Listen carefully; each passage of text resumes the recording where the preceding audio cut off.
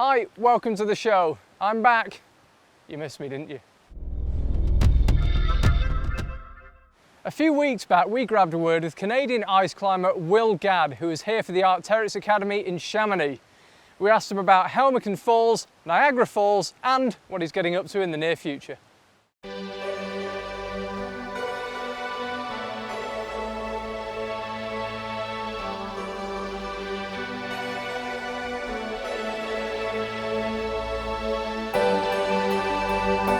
My name is Will Gadd and I live in Canmore, Alberta. I'm an ice climber, paraglider, poser extraordinaire, and here in Chamonix.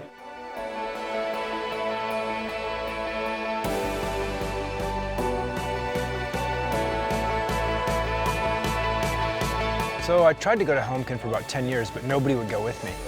I had this picture off the internet that showed, this huge cave with what looked like Scottish-style ice all over it, and nobody would go with me.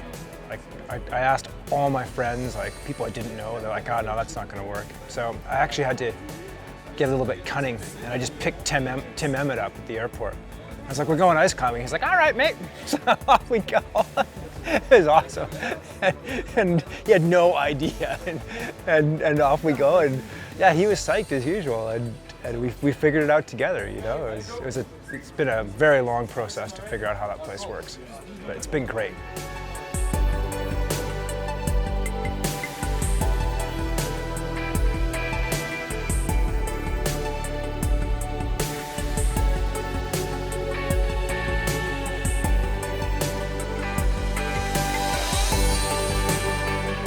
When Tim and I first walked into Helmcken Falls, and that was maybe 5 years ago, there was a line there that I thought, right, someday somebody's gonna climb that. That's the coolest line in the cave. It overhangs probably, I don't know, 100 meters and 100 meters of climbing, and it's right behind the waterfall. And it is the coolest mixed line I've ever seen in my life. But it took 5 years of learning how to climb there, how to work with the place, and how not to get killed. It's full on there. It's way more serious than any other environment I climb in anywhere else on the planet, really. So it took a while to get up to speed on maybe how to do it safely.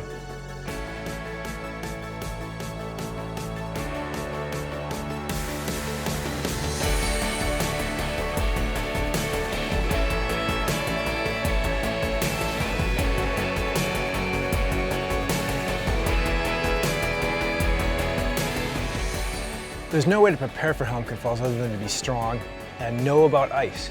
You can't be just a dry tooler and go there and climb well. You have to know how to climb ice and make a lot of objective hazard judgments. It's just a super complicated environment. And a lot of people who show up there are like, I'm gonna go climb Helmcken Falls, and then they're out, So it's taken us a long time to learn how to deal with that place. It's so full on. It's not static. Things are always falling down. I don't really recommend people go there, honestly, unless they're with somebody who knows the area or they're used to judging alpine and just full-on hazard. The place is basically trying to kill you the whole time you're in there. The interesting thing about Helmcken is because it showed us how to climb spray ice, it's basically just frozen mist, and we learned how to do that. That's what enabled Niagara. We couldn't have done Niagara without first learning how to climb spray ice. So it's been this long progression. And the first time we climbed spray ice was in Iceland. A friend and I did a new route there 15 years ago. And I thought it was totally unique. It's like, there's never gonna be any more of this. And then we found Helmcken, and then all of a sudden that allowed us to look at Niagara in a different way. And I could be like, yeah, we could go in there and do that, So it's been a cool evolution. Climbing Niagara Falls was awesome, It's Niagara Falls. It's the largest volume, most ripping waterfall in the world, and to climb it was really cool. I think I've done 200 interviews about it, so I've talked about it a lot, and I'm still psyched to talk about it. It was really fun. 10 years ago, I pitched it. I was like, wow, this would be great to climb Niagara Falls. This would be awesome, but you're never gonna get to do it. There's so much security, so much government involvement there. There's just no hope of ever climbing Niagara Falls. So they said no, and then about a year ago, this guy from Red Bull called me up. He's like, that project, well, could we work on that? And I was like, yeah. So 8 months later, in a massive introduction to the American political system, we had a permit.